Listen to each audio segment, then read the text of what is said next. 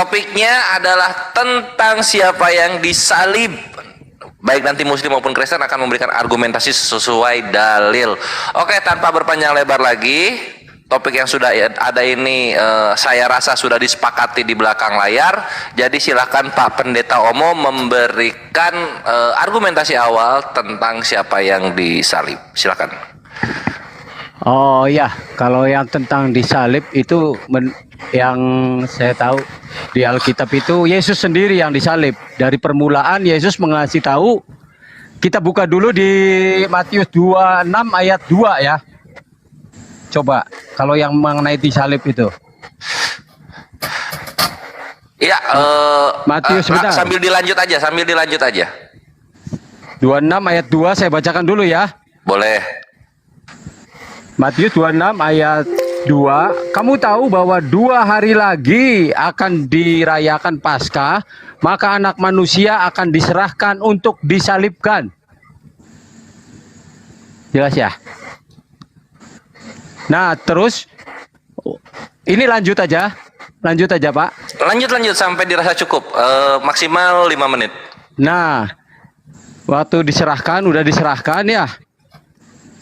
Sudah diserahkan, lalu disalibkan. Mayat Yesus di Yohanes 19 ayat 38. Yang disalibkan itu Yesus. Yohanes 19 ayat 38, saya bacakan ya. Sesudah itu Yusuf dari Arimatea, ia murid Yesus tetapi sembunyi-sembunyi karena takut kepada orang Yahudi. Meminta kepada Pilatus supaya ia diperbolehkan menurunkan mayat Yesus. Dan Pilatus meluruskan permintaannya itu. Lalu datanglah ia dan menurunkan mayat Yesus. Jadi di sini jelas ya bahwa Yesus yang disalib, yang mati. Bab ada tulisan mayat. Di ayat 40-nya juga berkata begini.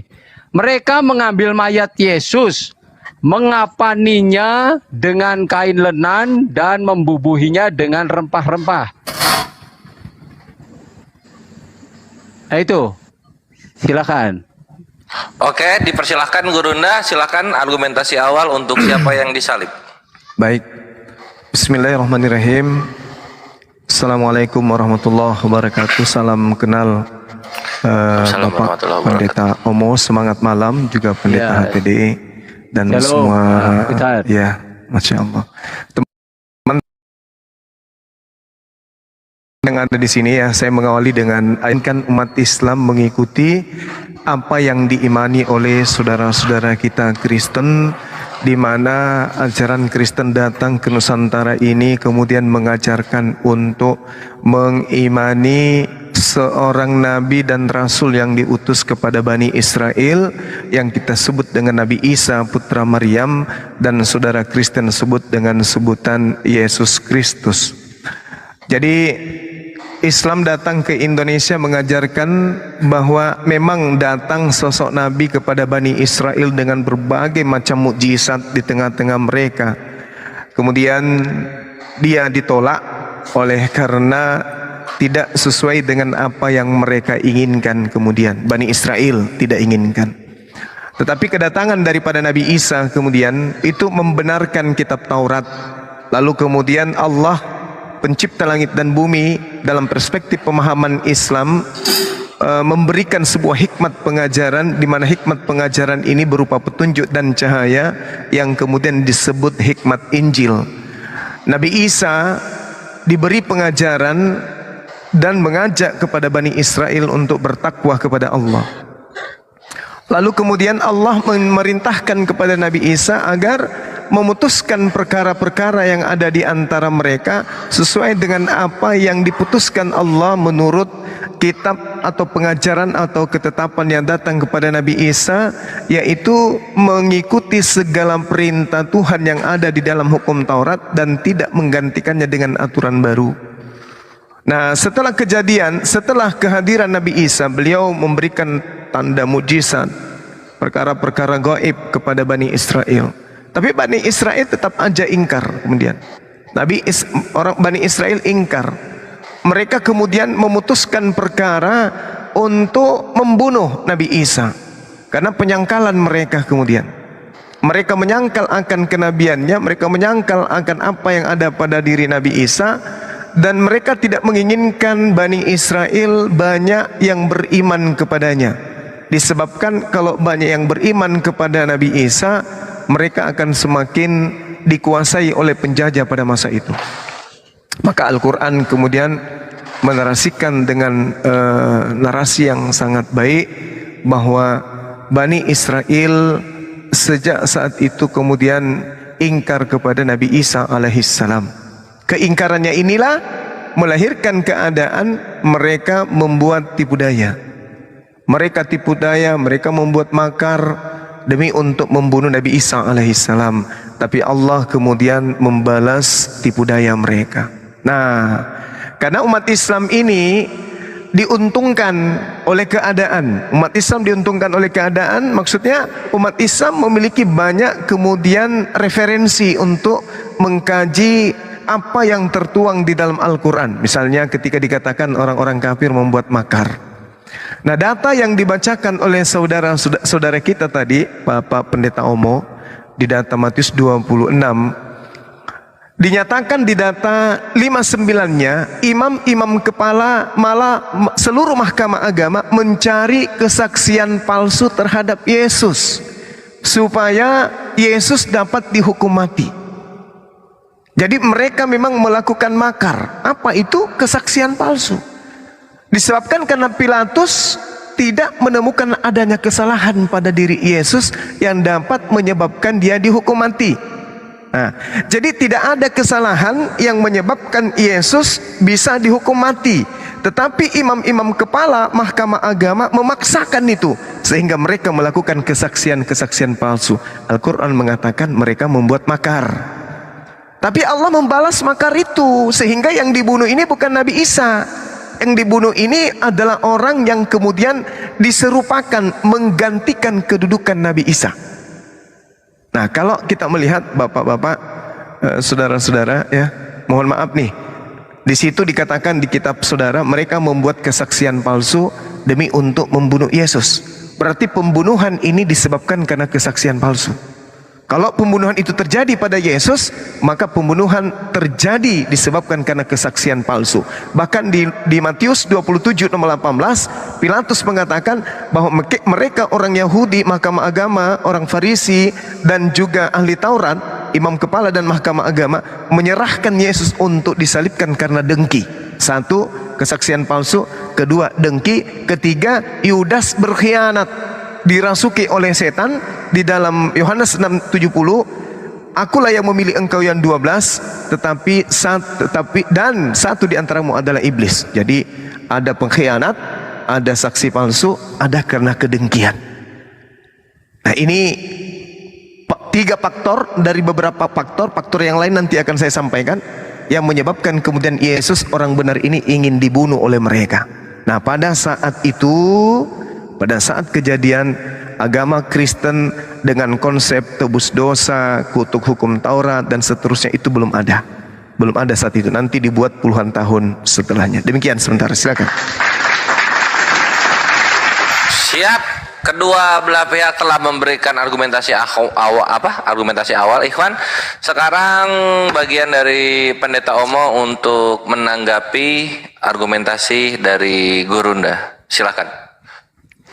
Iya, tadi saya sudah sampaikan sangat jelas ya bahwa mayat Yesus, meminta mayat Yesus dan mayat Yesus diturunkan dan mayat Yesus dikapani.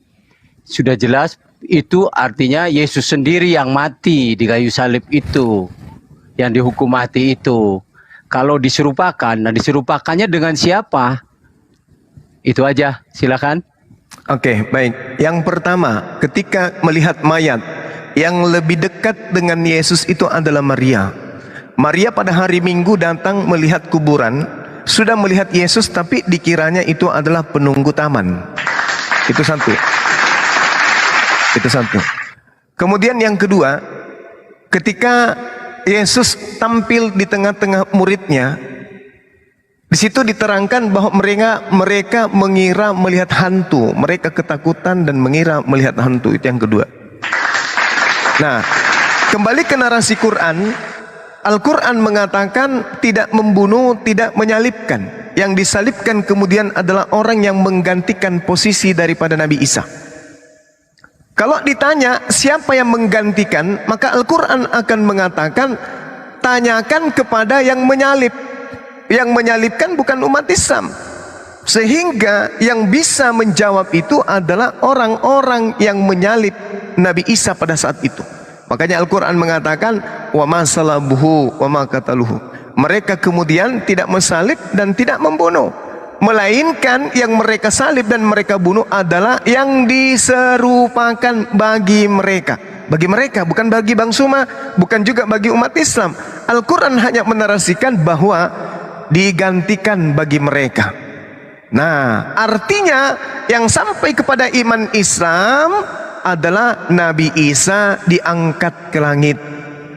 Allah mengatakan wa isqalatil malaikatu ya Maryamu innallaha astafak wa tahharaki wastafaki 'alan nisa'al alamin. Ibunya dimuliakan, ibunya kemudian disucikan, ibunya dilebihkan. Nabi Isa dimuliakan, Nabi Isa disucikan, terhormat di dunia dan di akhirat.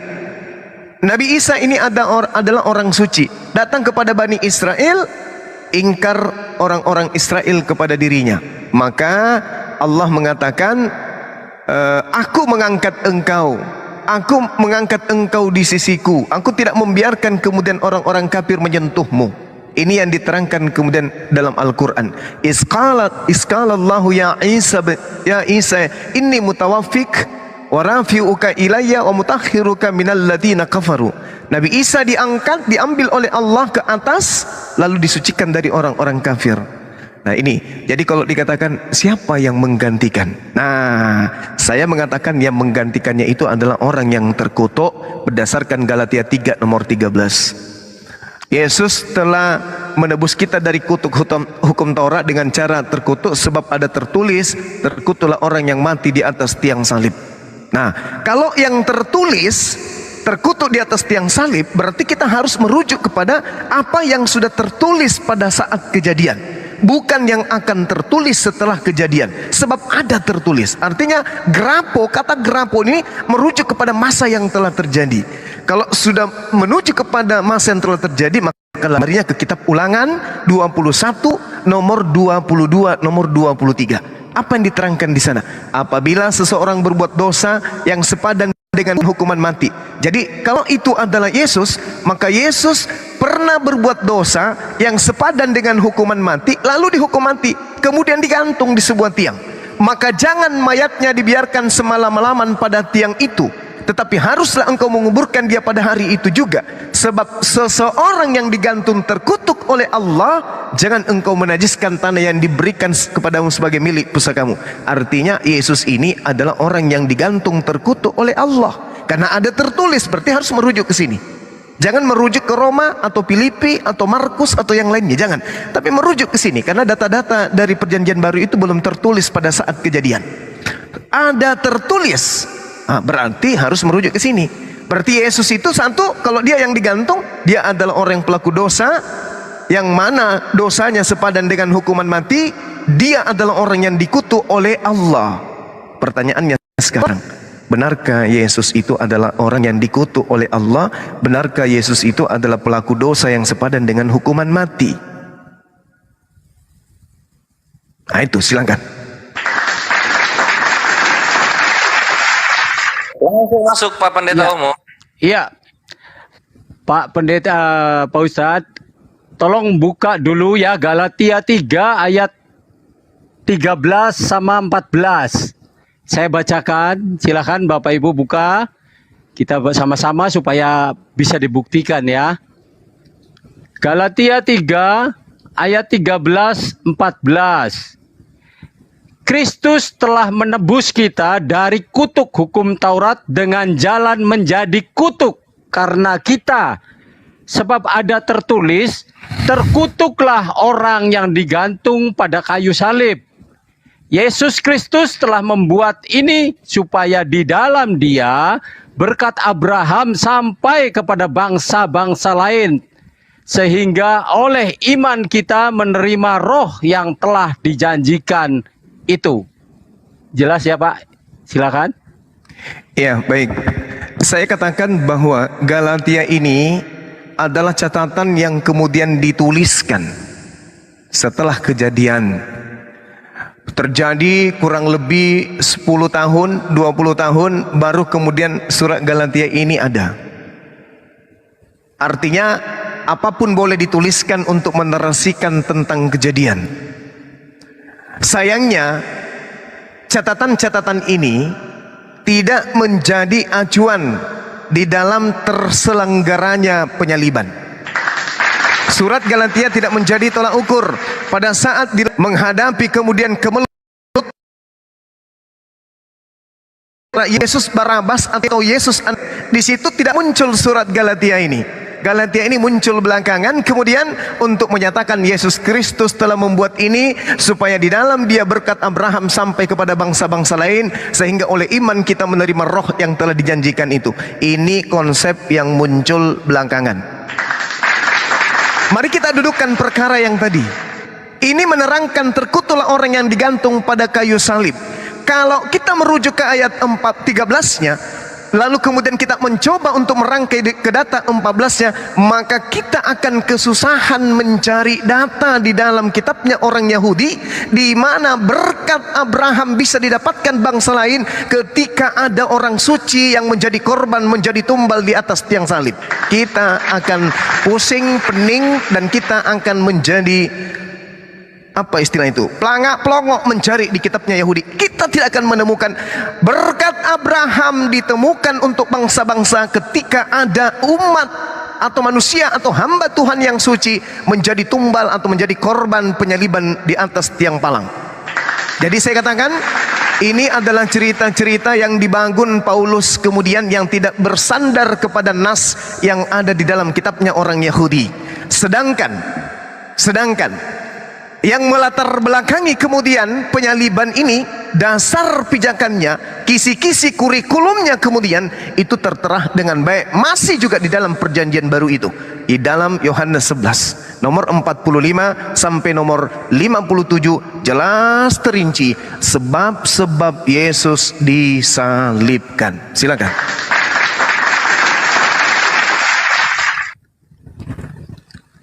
Iya, kalau perbedaan-perbedaan itu kita apa yang mau disamakan ya, kitabnya beda. Jadi saya sendiri juga menjelaskan tentang apa yang ada di Alkitab, tentang pernyataan-pernyataan Paulus bahwa Yesus itulah yang disalib juga, ya kan? Dijelaskan bahwa Yesus itulah juga Tuhan dan Kristus. Yesus juga itulah bahwa Ia adalah Allah yang harus dipuji selama-lamanya. Jadi sangat jelas ya menurut saya di kitab saya sendiri ya. Jadi kalau ngomong orang Yahudi menolak Yesus, itu bukan orang Yahudi semuanya atau orang Israel semuanya menolak Yesus, itu tidak. Di sana ada tertulis murid atau yang mengikuti Yesus itu banyak. Muridnya aja 12, ada yang 70, dan yang mengikuti Yesus itu yang makan 4.000 orang, 5.000 orang itu laki-laki saja, belum termasuk perempuan. Terus dilanjutkan oleh Petrus. Murid-murid Petrus juga 3.000 sampai 5.000. Itu dilanjutkan terus sampai pada Paulus sendiri memberitakan Injil ke seluruh dunia, istilahnya seperti itu, supaya bangsa-bangsa lain menerima berkat Abraham ini. Seperti ada tertulis juga bahwa rasul-rasul itu memberitakan setelah Yesus bangkit itu, mereka memberitakan Yesus yang adalah Mesias itu. Jadi yang saya bacakan di Kisah Para Rasul 5 ayat 41 dan 42 ya. Rasul-rasul itu meninggalkan sidang mahkamah agama dengan gembira karena mereka telah dianggap layak menderita penghinaan oleh karena nama Yesus. Dan setiap hari mereka melanjutkan pengajaran mereka di bait Allah dan di rumah-rumah orang dan memberitakan Injil tentang Yesus yang adalah Mesias. Nah, Bapak Ibu yang saudara dikasihi oleh Tuhan Yesus, di sini Bapak Ibu mungkin belum jelas tentang siapa sih Mesias itu. Atau siapa sih Kristus itu. Kita selusuri dari Yesus setelah bangkit ya. Kita selusuri dari Kisah Rasul 2. Kisah Rasul pasal 2 ayat 36. Jadi seluruh kaum Israel harus tahu dengan pasti bahwa Allah telah membuat Yesus yang kamu salibkan itu menjadi Tuhan dan Kristus. Apa sih Tuhan dan Kristus itu? Tuhan sudah jelas. Bapak Ibu mungkin sanksi dengan Kristus. Apa sih Kristus itu? Ya kan?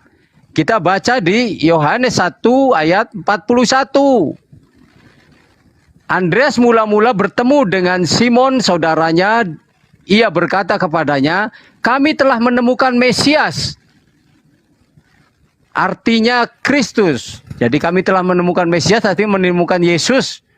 Yang artinya Kristus. Di sini Mesias kita lanjutkan di Roma 9 ayat 5. Roma 9 ayat 5 berkata begini. Mereka adalah bapak-bapak leluhur yang menurunkan Mesias. Ini ya perlu digarisbawahi Mesiasnya ya. Dalam keadaannya sebagai manusia yang ada di atas segala sesuatu. Ia adalah Allah yang harus dipuji sampai selama-lamanya.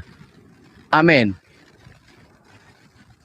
Nah, jelas di sini bahwa ia adalah Allah yang harus dipuji selama-lamanya. Dalam keadaannya manusia, Yesus sendiri mengaku di Yohanes 4 ayat 24 apa 26 ya. Coba sebentar. Yohanes 4 ayat 20. Nah, di sini dari 24 saya bacakan. Allah itu roh dan barang siapa menyembah dia harus menyembahnya dalam roh dan kebenaran. Jawab perempuan itu kepadanya, aku tahu bahwa Mesias akan datang yang disebut juga Kristus.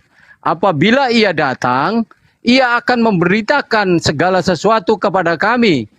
Kata Yesus kepadanya, akulah dia yang sedang berkata-kata dengan engkau. Jelas ya bahwa Mesias atau Kristus, ia adalah Allah yang harus dipuji selama-lamanya. Jadi orang Kristen ada tertulis di 1 Petrus 4 ayat 16. Tetapi jika ia menderita sebagai orang Kristen, maka janganlah ia malu.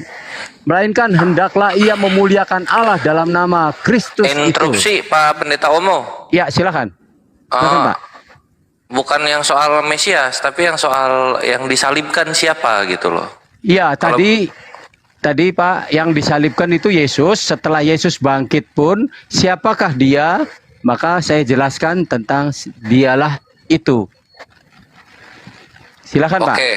Siaplah kalau begitu ya. Itu penjelasan tambahannya Gurunda.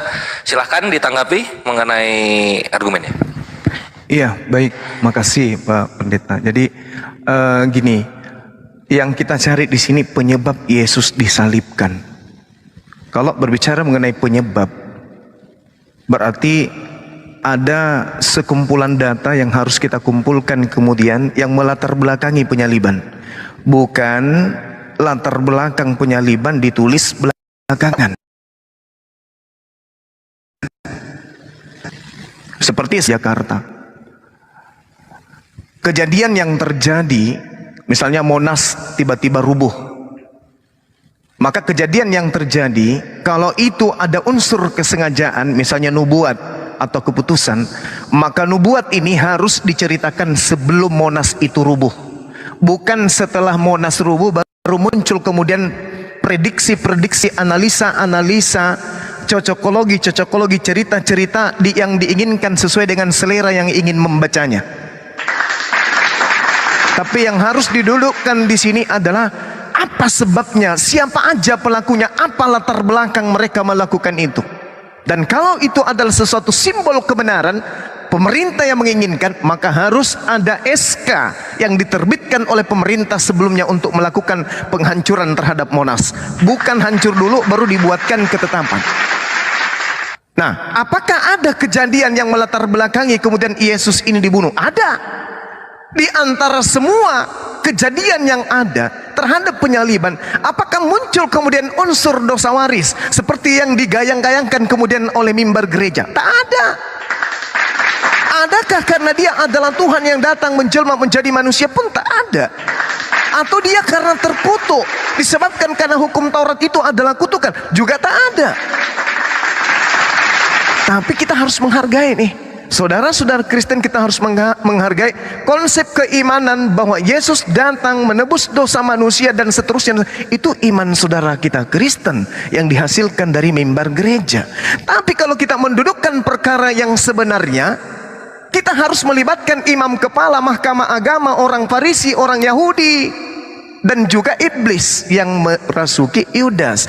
Jangan disepelekan itu, karena itulah yang menyebabkan kemudian penyaliban itu terjadi. Kristen berada di luar garis. Apa yang terjadi antara Yesus, orang-orang Yahudi, orang Farisi, mahkamah agama, ahli Torah, dan juga tentara Romawi Pilatus, itu tidak ada keterlibatan pendeta, gereja, dan kekaisaran Romawi dalam hal ini tentang peresmian kekaisaran menjadikan Kristen atau Katolik sebagai agama kerajaan, kekaisaran. Ini nggak bisa dicampur aduk. Kita dudukkan dulu perkaranya. Maka data yang kita ambil kemudian kita lihat di dalam Yohanes 11 nomor 45 sampai nomor 37. Ini yang 57 yang saya katakan tadi. Banyak di antara orang Yahudi yang datang melawat Maria dan menyaksikan sendiri apa yang telah diperbuat Yesus, dan mereka kemudian percaya kepada Yesus. Tetapi ada yang pergi kepada orang-orang Farisi, melaporkan, menceritakan kepada mereka apa yang telah dibuat oleh Yesus. Dan imam-imam kepala dan orang-orang Farisi memanggil mahkamah agama untuk berkumpul, dan mereka berkata, apa yang harus kita buat? Imam kepala berkumpul, orang Farisi berkumpul, mahkamah agama berkumpul, ahli Taurat berkumpul, orang Yahudi berkumpul. Ini penggawa-penggawa semua nih. Penggawa Yesaya, penggawa Mazmur, penggawa Yeremia, penggawa ahli Taurat ini sedang berkumpul. Bingung mereka, apa yang harus kita perbuat? Sebab Yesus ini membuat banyak mujizat. Apabila kita biarkan Yesus banyak melakukan mujizat, maka semua orang akan percaya kepada Yesus. Dan kalau itu terjadi, orang-orang Roma akan datang dan merampas tempat suci kita dan merampas bangsa kita. Ini latar belakangnya tuh. Tidak ada dosa waris di sini. Tetapi seseorang di antara mereka, yaitu Kayafas. Siapa ini Kayafas? Imam besar. Kalau orang berbicara imam besar berarti dia adalah rabi besar. Kalau orang berbicara rabi besar berarti dia adalah ahli Taurat, ahli perjanjian lama.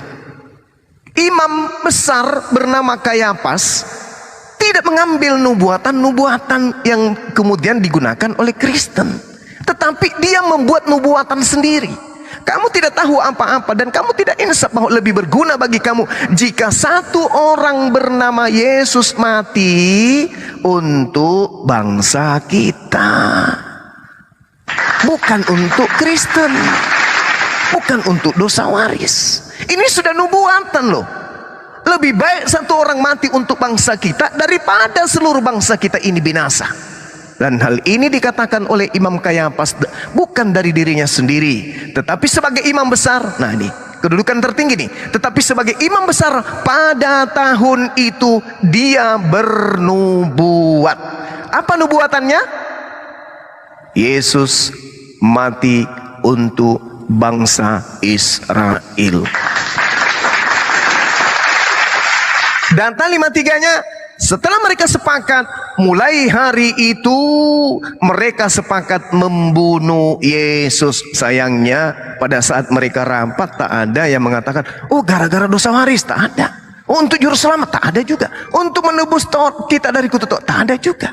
Semata-mata mereka membunuh Yesus untuk menyelamatkan mereka supaya bangsa Roma tidak datang merampas tempat suci dan bangsa mereka. Mereka sepakat mulai hari itu membunuh Yesus. Apa yang terjadi dengan diri Yesus?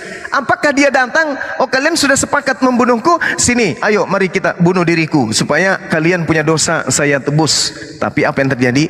Di data 54, karena itu Yesus tidak lagi tampil di depan umum di antara orang-orang Yahudi, melainkan Yesus berangkat dari situ ke daerah dekat padang gurun, ke sebuah kota yang bernama, dan di situ dia tinggal. 56-nya mereka mencari Yesus, dan sambil berdiri di bait suci mereka berkata seorang kepada yang lain, kepada seorang yang lain, bagaimana pendapatmu? Akankah juga Yesus akan datang ke pesta? Sementara itu imam-imam kepala dan orang-orang Farisi telah memberikan perintah supaya setiap orang yang tahu di mana Yesus berada memberitahukannya agar mereka dapat menangkap, membunuh Yesus. Tak ada di sini hasil sepakat pembunuhan oleh karena dosa waris seperti yang disampaikan oleh pendeta kita. Tapi kita hargai, itu adalah iman saudara Kristen yang muncul belakangan. Silakan. Iya, sebetulnya dosa waris itu diawali dari pertama ya, waktu Adam berdosa, Adam dan Hawa itu berdosa. Ya, dengerin ya, bacain Matius 26 65 dah ya, alasan Yesus disalib itu. Ya, Matius 26 ya, 64 itu kan itu, terus 65 mengoyakkan pakaian, 66 tidak ada alasan lain kecuali itu. Bacain itu ya. Ya, saya jawab Kak, saya bacain ya. Matius 26 ayat 64 mulai. Jawab Yesus, engkau telah mengatakannya, akan tetapi aku berkata kepadamu, mulai sekarang kamu akan melihat Anak Manusia duduk di sebelah kanan Yang Maha Kuasa dan datang di atas awan-awan di langit. Maka imam besar itu mengoyakkan pakaiannya dan berkata, ia menghujat Allah, untuk apa kita perlu saksi lagi? Sekarang telah kamu dengar hujatnya. Bagaimana pendapat kamu? Mereka menjawab dan berkata, ia harus dihukum mati. Lalu mereka meludahi mukanya dan meninjunya. Orang-orang lain memukul dia dan berkata, cobalah, katakanlah kepada kami, hai Mesias, siapakah yang memukul engkau? Nah, di sini silakan Mas Ar. Ya, maksudnya dia menghujat Allah. Menghujat. Jadi hukum, bukan dosa waris, bukan soal itu. Dia menghujat Gusti Allah, makanya sama Yahudi, bunuh kamu, itu aja. Ini satu-satunya alasan bagi Yahudi ya. Bagi Yahudi itu, tapi kalau bagi Kristen nanti ada alasan lain. Ini kalau bagi Yahudi, cara alasan untuk membunuh Yesus cuman ini tok. Dia menghujat Allah, dia layak dihukum mati.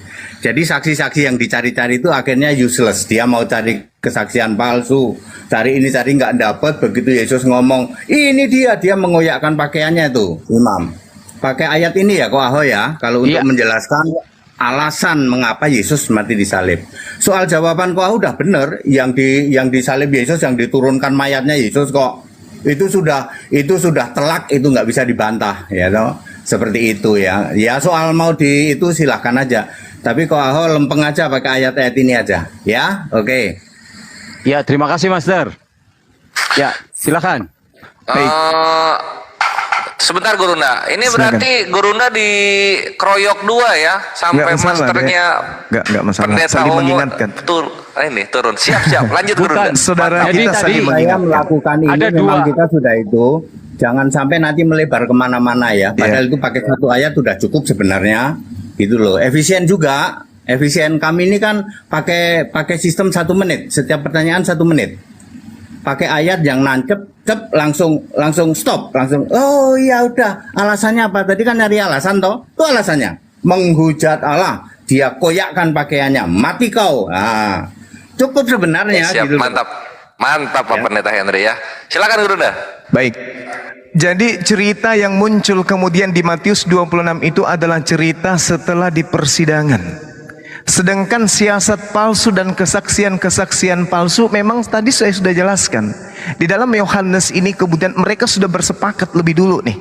Bersepakat, mulai hari itu mereka bersepakat kemudian untuk membunuh Yesus. Makanya Pilatus mengatakan bahwasanya saya tidak menemukan kesalahan pada orang ini. Kalau dikatakan bahwasanya ketika ditanya, imam besar berdiri dan berkata, tidakkah engkau memberi jawaban atau atas tuduhan-tuduhan saksi-saksi ini terhadap engkau? Yesus diam. Lalu imam besar berkata kepadanya, demi Allah yang hidup, katakan kepada kami, apakah engkau Mesias? Kalau Yesus itu adalah Mesias, apakah dia menghujat? Kalau Yesus mengaku sebagai anak Allah, apakah dia menghujat? Tidak. Engkau telah mengatakannya, akan tetapi aku berkata kepadamu, mulai sekarang kamu akan melihat anak manusia duduk di sebelah kanan yang maha kuasa dan datang di atas awan-awan di langit. Apa yang jadi masalah bagi orang Yahudi? Elia, Henok, Kores mengalami hal yang sama. Apakah Henok, Elia itu kemudian menghujat? Tidak. Justru mereka lebih dulu daripada Yesus. Mereka adalah anak manusia yang kemudian naik ke atas surga. Nah, sekarang permasalahannya di situ dikatakan mereka menyerahkan Yesus karena dengki. Di mana tertulis Matius 27 nomor 13. Jadi alasan-alasan ini dibuat-buat. Pilatus memang mengetahui bahwa mereka semua telah menyerahkan Yesus karena dengki. Pilatus yang sudah duduk di kursi pengadilan, istrinya mengirim pesan kepadanya, jangan engkau mencampuri perkara Yesus. Yesus itu orang benar, sebab karena dia aku sangat menderita dalam mimpi tadi malam. Jadi kemudian Yesus dihukum mati ketika ditanya, wahai semuanya, yang mana yang harus kuserahkan? Yesus Barabas ataukah Yesus Kristus? Mereka semua mengatakan, Yesus Barabas bebaskan, Yesus salibkan. Kenapa mereka mau menyalibkan Yesus? Kan tadi kita sudah baca Yohanes. Bukan menghujat. Bukan menghujat Allah. Karena kalau hanya dikatakan anak manusia, loh, dia mengaku anak manusia, kecuali dia mengatakan mulai sekarang kamu akan melihat anak Elohim. Kan dia mengatakan anak manusia. Bukan anak Elohim. Anak manusia berarti Henok, Elia, Kores juga anak manusia, dan juga terangkat ke langit dengan awan-awan. Jadi itu hanya alasan yang dibuat-buat. Matius 26 nomor 59 kan sudah dibacakan di atas di sebelumnya. Apa yang dikatakan? Imam-imam kepala malah seluruh mahkamah agama mencari kesaksian-kesaksian palsu terhadap Yesus supaya ia dapat dihukum mati. Makanya ada alasan itu menghujat, padahal Yesus tak menghujat. Itu cuma alasan-alasan supaya Yesus itu dibunuh. Silakan. Iya, itu kan jelas tadi ayatnya ya, bahwa karena mereka Yesus mengaku bahwa anak manusia akan duduk di sebelah kanan yang maha kuasa yang akan datang dari awan-awan langit di langit. Itulah yang menjadi kemarahan atau menjadi bukti bahwa penghujatan ini telah nyata. Gak perlu lagi saksi-saksi palsu yang disediakannya. Bohong. Anak manusianya A-nya huruf besar, M-nya huruf besar. Ini nggak sama dengan Elia, nggak sama dengan kita-kita. Anak manusia A huruf besar, M huruf besar. Ini beda dengan anak manusia biasa. Kok Ahok mesti tegas kalau ngomong ini anak manusia, A-nya huruf besar, M-nya huruf besar. Ini bukan sembarang anak manusia. Silakan. Ya, di sini anak manusianya huruf besar, A huruf besar, M huruf besar. Baik. Tapi pernahkah saya ya, Bang ya, pernahkah kemudian saudara-saudara saya ini menyadari bahwa di dalam kitab saudara di situ tidak pernah kemudian Yesus mengaku sebagai manusia Tuhan. Sedangkan ada data di dalam kitab saudara yang kemudian yang menerangkan bahwa Tuhan manusia atau manusia Tuhan, dan itu tidak merujuk kepada huruf besar huruf kecil. Tidak ada hubungannya dengan huruf besar huruf kecil di situ. Kenapa kemudian giliran Yesus mengatakan dirinya anak manusia kecil, sedangkan sudah tertulis imam-imam kepala malah seluruh mahkamah agama mencari kesaksian palsu terhadap Yesus supaya ia dapat dihukum mati. Nah, imam kepala inilah kemudian yang melakukan kesaksian, tetapi mereka tidak memperolehnya walaupun tampil banyak saksi dusta. Tetapi akhirnya tampil dua orang yang mengatakan orang ini berkata, aku dapat merubuhkan bait Allah dan membangunnya kembali dalam 3 hari. Nah, tuduhan-tuduhan atas saksi-saksi ini inilah yang kemudian menjadikan Pilatus memberikan pernyataan bahwa mereka menyerahkan Yesus karena dengki, bukan karena adanya unsur kesalahan. Itu dijelaskan Matius 27 nomor 18-nya. Catatannya jelas itu. Catatannya jelas. Coba saudara-saudara saya nih, kenapa kemudian Pilatus menerangkan bahwa mereka menyerahkan Yesus karena dengki, bukan karena ada faktor kesalahan? Silakan. Iya, tadi kalau Yesus dibiarkan, nanti banyak orang yang mengikuti Yesus. Banyak orang yang percaya kepada Yesus, dibuktikan waktu yang tidak lama saja sudah ribuan orang, bahkan hampir menguasai seluruh wilayah itu. Jadi otomatislah siapapun kalau di organisasi atau apapun, kalau ada yang persaingannya muncul, pasti ada kemarahan di situ. Ya, gitu, Ustadz. Iya, maksudnya gimana? Gimana, Bang? Maksudnya gimana tuh? Iya kan, Yesus kan gempar tuh namanya di situ. Iya kan, semua orang mengikut dia. Kemanapun dia pergi, mereka mengikutinya. Bahkan sampai menyeberang danau, menyeberang lautan waktu itu ya, disebutnya ya. Mereka mengikutinya. Kemanapun Yesus berada, dimanapun Yesus berada, mereka berduyun-duyun dan berkerumun mengikuti dia dan mendengarkan dia. Jadi otomatis kan orang-orang ahli ulama waktu itu merasa kaget gitu kan, bahwa Yesus sendiri bisa mengadakan mujizat segala macam yang bisa dibuktikan oleh semua orang yang di sekitar itu. Baik, Pak, baik. Ya. Jadi terkait dengan mukjizat, kan tadi saya sudah membacakan Yohanes 11. Banyak di antara orang Yahudi yang datang melawat Maria dan menyaksikan sendiri apa yang dibuat Yesus. Mereka percaya kepadanya. Yesus melakukan mukjizat. Kemudian ada di antaranya melapor ke imam kepala, orang-orang Farisi, kemudian memanggil mahkamah agama. Mereka berkumpul.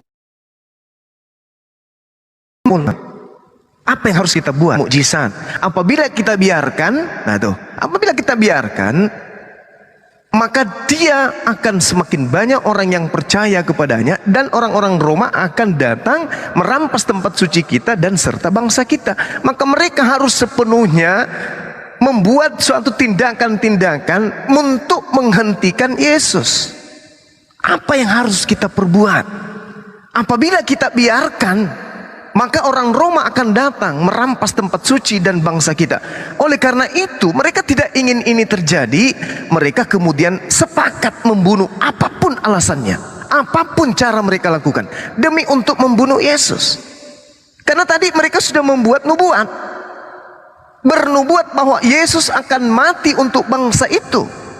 Jadi apapun alasannya, menghujat Elohim, menghujat dan seterusnya, mereka menyepakati membunuh Yesus untuk supaya menyelamatkan bangsa Israel. Teman-teman Kristen tidak masuk jatahnya. Ini dalil, Pak. Ini dalil. Dia mengatakan mulai hari itu imam besar kemudian bernubuat bahwa Yesus akan mati untuk bangsa itu. Bangsa yang dimaksud di sini nggak ada Kristen, bangsa Israel. Dan bukan untuk bangsa itu saja, tetapi untuk mengumpulkan dan mempersatukan anak-anak Elohim yang bercerai-berai. Maksudnya baca Yehezkiel 5 nomor 12. Bani Israel dibuat bercerai-berai. Domba-domba dibuat bercerai-berai. Yeremia 23 nomor 2, nomor 3, nomor 6. Domba-domba bercerai-berai. Bani Israel bercerai-berai. Itulah yang akan dikumpulkan dan bangsa Israel supaya bisa terjadi, maka Yesus harus menjadi korban. Orang Kristen tak masuk di dalamnya, Pak. Orang Kristen harus membuat cara-cara baru nih supaya dia Yesus ini juga mati di atas tiang salib, Kristen juga dapat jatah. Tapi sayangnya pada saat disepakati pembunuhan terhadap Yesus, tak ada satupun jatah untuk Kristen. Maka Kristen harus muncul apabila mau menjadikan kejadian ini sebagai kejadian yang diperuntukkan untuk Kristen. Kristen pun harus memasukkan data-data bahwa Yesus mati untuk kami juga. Dengan cara apa? Yang tadi itu, menghujat Elohim, dosa waris, dan seterusnya. Padahal kalau Bapak membawa dosa waris di kitab Kejadian, itu hanya tertera di dalam Roma 5 nomor 12. Lagi-lagi kitab Roma tidak menjadi acuan terjadinya penyaliban. Roma ditulis belakangan. Begitu Pak, silakan. Iya, ya itulah jelas. Padahal kenapa Yesus waktu itu untuk orang Israel? Karena Yesus masih fisik. Tapi setelah dia bangkit dari kematian, dia mengutus murid-muridnya, pergilah, jadikanlah semua bangsa muridku. Baptislah mereka. Jadi siapa yang percaya dibaptis dan diselamatkan. Sesuai dengan waktu awal, waktu Yesus baru datang sebagai anak manusia, waktu bayi itu kan, karena begitu besar kasih Allah akan dunia ini, sehingga ia mengaruniakan anaknya yang tunggal, supaya barang siapa yang percaya kepadanya tidak binasa, melainkan beroleh hidup yang kekal. Nah, sejak itulah umat-umat Israel itu percaya kepada Yesus yang fisik. Tapi kita yang Kristen sekarang ini mengimani Yesus yang adalah Allah, bukan mengimani Yesus yang adalah fisik, manusia atau anak Maria. Waktu itu tidak, zaman kita sudah berbeda. Jadi setelah Yesus bangkit, dia mengatakan, pergilah jadikanlah semua bangsa muridku. Jadi jelas sampai semua bangsa muridku, semua bangsa termasuk kita yang ada di Indonesia. Gitu. Silakan. Nah, saya menghargai itu iman saudara saya Kristen. Lagi-lagi saya katakan, saya menghargai itu iman saudara. Iman yang muncul belakangan, yang tidak menjadi dasar pijakan penyaliban. Kalau ini dipaksakan Pak, nanti berat jadinya. Kenapa saya katakan berat? Kalau Matius 28 ini dijadikan sebagai acuan sampai kepada data 20, nanti iman Kristen mentok lagi di situ. Kenapa saya mengatakan ajarlah mereka melakukan segala sesuatu yang kuperintahkan kepadamu? Ini bukti bahwa Yesus ini tidak diutus untuk orang Kristen. Karena kalau ini murid Yesus yang benar-benar disuruh ke seluruh bumi, membaptis dalam nama Bapa, Anak dan Roh Kudus, tidak akan sampai kepada kekristenan. Kenapa? Murid-murid hanya diperintahkan, hanya diajarkan melakukan segala sesuatu yang diperintahkan. Murid Yesus tidak pernah diperintahkan, mohon maaf, masuk ke gereja, ibadah hari Minggu, menyembah Yesus. Tidak pernah diajarkan. Makan babi, tidak disunat, menyembah Yesus, dan tidak pernah diajarkan itu, tidak pernah. Dan ajarlah mereka melakukan segala sesuatu yang telah kuperintahkan kepadamu. Nah, hari ini para pendeta mengajarkan orang-orang Indonesia menyembah Yesus. Tolong tunjukkan mana perintah Yesus kepada muridnya agar muridnya ke seluruh dunia mengajar orang untuk menyembah dirinya. Jadi akan semakin Pak. Makanya saya katakan pun dari awal memang sudah keliru. Ini Al-Quran yang menjelaskan kepada kami. Wa makaru, mereka membuat tipu daya, mereka membuat makar. Wa makarallah, Allah membalas makar mereka. Wallahu khairul makirin, dan Allah adalah sebaik-baiknya pembalas tipu daya yang mereka buat. Nah, coba kita telaah. Kita kan orang berilmu nih, orang berpendidikan. Oh iya ya, hari ini saya mengajak jemaat saya nyembah Yesus. Ada perintahnya enggak? Sementara ketika saya dialog dengan Bang Suma, Matius 28 nomor 19 masih ada nomor 20-nya, endingnya di situ. Dan ajarlah mereka melakukan segala sesuatu yang telah kuperintahkan kepadamu. Nah, ini bahaya. Ditambah lagi Yohanes 14:31. Ini kita semakin jauh. Kalau saya sebagai Kristen, saya semakin jauh jadi dari Yesus jadinya. Kenapa? Karena di situ diterangkan dengan sangat jelas. Tetapi supaya dunia tahu, supaya Bang Suma tahu, Pendeta Omo tahu, dan semuanya tahu bahwa aku Yesus mengasihi Bapa, dan bahwa aku Yesus melakukan segala sesuatu seperti yang diperintahkan Bapa kepadaku. Dan sedangkan di dalam 1 Yohanes 2 nomor 6, di situ sangat jelas dikatakan, barang siapa yang mengaku dirinya di dalam Yesus, dia wajib hidup sama seperti Yesus hidup.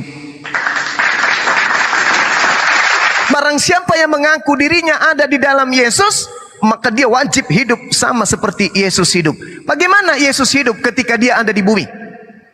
Supaya dunia tahu bahwa aku mengasihi Bapa dan aku melakukan segala sesuatu yang diperintahkan Bapa kepadaku. Berarti Yesus hidup sesuai dengan pernyataan Paulus di dalam Galatia 4 nomor 4. Yesus hidup takluk di bawah hukum Taurat. Bagaimana dengan Kristen? Kristen hidup bebas dari hukum Taurat. Sama enggak kehidupan Kristen dengan Yesus? Tidak sama. Lalu bagaimana dengan 1 Yohanes 2 nomor 6? Barang siapa mengatakan dirinya ada di dalam Yesus, ia wajib hidup sama seperti Yesus. Bagaimana Yesus hidup, begitulah orang harus hidup. Nah, sama enggak kehidupan? Andai saja saya nih jadi penonton, setiap hari saya menatap Yesus dalam kehidupannya. Hari Senin, Selasa, Jumat, Sabtu, Minggu, Yesus ngapain aja. Habis itu kulihat juga Kristen. Hari Senin, Selasa, Rabu, Kamis, Jumat, Sabtu, Minggu, Kristen ngapain aja. Maka saya akan menemukan perbuatan, tindakan, perlakuan, pola hidup, cara keberagamaan, laksana langit dan bumi perbedaannya. Maaf, ini harus saya sampaikan. Oleh karena itulah kemudian datang Islam meluruskan. Wa makaru wa makarallah. Mereka membuat makar. Nah, satu data 30 detik sebelum saudara-saudara saya tanggapi, di dalam nubuatan Yeremia 23 tentang nabi-nabi palsu yang berasal dari tanah Yerusalem. Apa yang dikatakan oleh Tuhan di sana? Nabi-nabi palsu ini akan aku timpahkan kepadanya aib yang kekal dan noda yang kekal yang tidak akan terlupakan.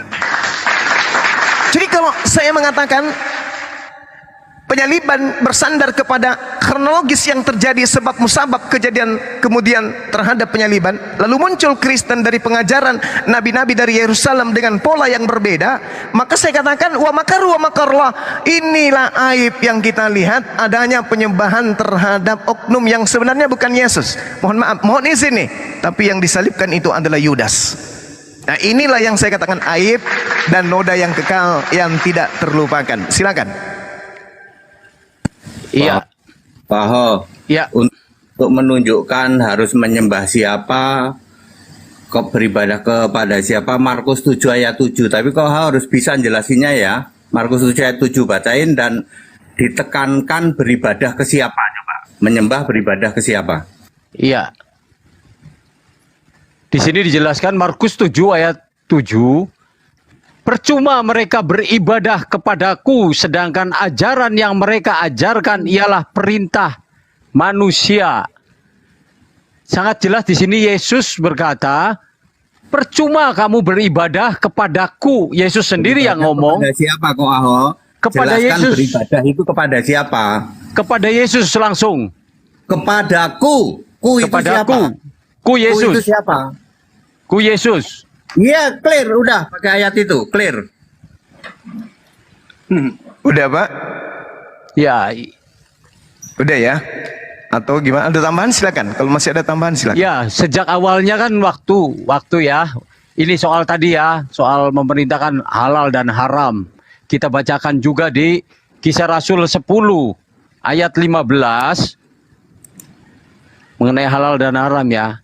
Silakan. Kedengaran pula untuk kedua kalinya suara yang berkata kepadanya, apa yang dinyatakan halal oleh Allah tidak boleh engkau menyatakan haram. Ini Yesus sendiri yang berkata, akulah Allah. Aku menyatakan bahwa tidak boleh engkau menyatakan haram. Makanan yang sudah dikatakan halal oleh Allah tidak boleh dikatakan haram. Nah, untuk menyembah Yesus, Yesus sendiri mengajarkan waktu Yesus dicobai iblis ada di Matius 4 ayat 10 berkata begini. 4 ayat 10. Maka berkatalah Yesus kepada iblis, "Enyahlah iblis, sebab ada tertulis, engkau harus menyembah Tuhan Allahmu dan hanya kepada Dia sajalah engkau berbakti." Ibu tahu siapa Tuhan bagi orang Kristen ya? Sudah tahu. Siapa Tuhan Allah orang Kristen itu? Yang tadi saya sudah jelaskan bahwa Yesus yang kamu salib sudah menjadi Tuhan dan Kristus. Artinya Yesus yang kamu salib itu sendiri yang harus dipuji. Sebutin Wahyu 1 ayat 8. Kau kan nyebutin Matius 4:10. Ya. Sembahlah Tuhan Allah. Siapa Tuhan Allah? Wahyu 1 ayat 8. Wahyu 1 ayat 8, Aku adalah Alfa dan Omega, firman Tuhan Allah yang ada, yang sudah ada, yang akan datang, yang maha kuasa. Jadi lengkap di sini bahwa Dialah yang Alfa dan yang Omega, yang sudah ada, dan yang akan datang, yang maha kuasa. Sangat lengkap sekali di sini ya Pak Ustadz. Silakan. Baik. Saya ambil dari belakang, Pak. Kalau Wahyu 1 nomor 8, tangkisannya itu sangat mudah. Baca nomor 1-nya. Inilah wahyu Yesus Kristus yang dikaruniakan, didomi, artinya diberikan. Jadi wahyu Yesus yang disampaikan Yesus ini adalah pemberian. Itu yang pertama. Yang kedua, teruskan baca di data nomor 18-nya. Jangan takut, aku adalah yang awal, yang akhir. Dalam bahasa Yunani di sini, itu hanya A dan O. Itu hanya A dan O, Alpha dan Omega. Alpha dan Omega itu bukan awal, bukan akhir. Kayak telos, ya, arke awal dan kemudian bahasa akhir itu telos. Jadi bukan arke dan telos, bukan. Dan yang hidup, aku telah mati. Namun lihatlah aku hidup sampai selama-lamanya. Aku telah mati. Sedangkan pencipta langit dan bumi, Ulangan 32 nomor 39 tidak disentuh oleh kematian. Gugur Pak ya. Nah, lalu kemudian ketika berbicara mengenai Markus berapa tadi Anda katakan menyembah, Markus 7 nomor 7. Yesus berkata, satu, aku tidak berkata-kata dari diriku sendiri. Apa yang aku katakan adalah apa yang diperintahkan oleh Bapa untuk aku katakan dan aku sampaikan. Jadi kalau Bapa memerintahkan kepadaku berkata, akulah Tuhan, tiada Tuhan selain aku, akulah Tuhan pencipta langit dan bumi, Yesus pun akan menuruti itu. Tapi perkataan Yesus itu bukan perkataan dia. Jadi jangan terkecoh dengan Yesus mengatakan sembahlah aku, sembahlah aku. Itu dia sedang membaca firman Tuhannya. Di dalam Yohanes 14 nomor 24. Barang siapa tidak mengasihi aku, ia tidak menuruti firmanku. Dan firman yang kamu dengar itu bukan daripadaku, melainkan daripada Bapa yang telah mengutus aku. Yohanes 12 nomor 49. Aku tidak dapat berkata-kata dari diriku sendiri. Apa yang aku katakan adalah apa yang diperintahkan untuk aku katakan dan aku sampaikan. Jelas itu. Nah, sehingga kalau saudara-saudara saya pendeta membela keimanan Yesus, Mesias, dia nabi, dia rasul, dia anak Tuhan, justru itulah dia tidak boleh disalib. Karena yang disalib ini orang terkutuk. Yesus tak ada alasan untuk dia terkutuk, tak ada. Satu pun tak ada alasan yang bisa kita cari, kecuali bapak-bapak pendeta ini ikut tipikal para imam kepala mahkamah agama mencari kesaksian-kesaksian palsu hari ini. Silakan Anda membuat kesaksian palsu. Berarti kedudukan saudara dengan iblis yang merasuki Yudas sama aja. Saya tidak bisa membedakan antara iblis yang merasuki Yudas dan juga imam kepala yang bersaksi palsu dan orang Farisi dan mahkamah agama serta imam-imam kepala yang dengki kepada Yesus dengan bapak-bapak pendeta yang menginginkan Yesus mati di atas tiang salib. Sungguh mati saya tidak bisa membedakan antara pak pendeta dengan mereka. Sedangkan Tuhan, kalau antara Tuhan dengan saudara pendeta yang ada di sini, itu bisa saya bedakan. Tuhan mengatakan dalam Amsal 6 nomor 16, 6 perkara yang dibenci oleh Elohim, bahkan 7 kekejian di dalam hatinya. Di antara 6 dan 7 perkara yang dibenci dan kekejian ini, Tuhan mengatakan salah satunya adalah membunuh, menumpahkan darah orang yang tidak bersalah. Nah ini membeda. Saya bisa membedakan antara Tuhan dengan saudara-saudara pendeta. Tapi kalau antara iblis, imam kepala mahkamah agama, saya tidak bisa membedakan. Kalian sama aja. Tuhan mengatakan di dalam Keluaran 23 nomor 7, jangan kau bawa-bawa perkara dusta, jauhkan dirimu dari perkara dusta. Orang yang benar tidak boleh kamu bunuh, orang yang tidak bersalah tidak boleh kamu bunuh.